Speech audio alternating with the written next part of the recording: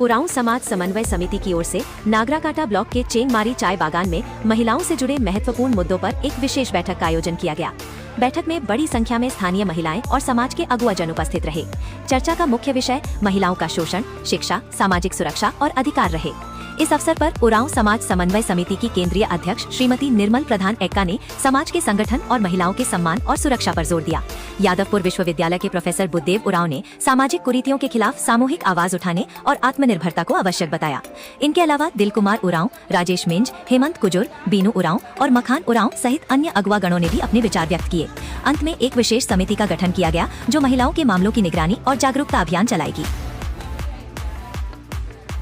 तो सबके जोहार जय धर्म में। तो खास करके हमार चेंगमारी बागान में बहुत ही ऊपर चेंगमारी हो, नीचे चेंगमारी हो और साथ ही बहुत जगह से अवल हमने के महिला समिति बन के महिला हमने के माई मन के भाई मन के बुलाल गला।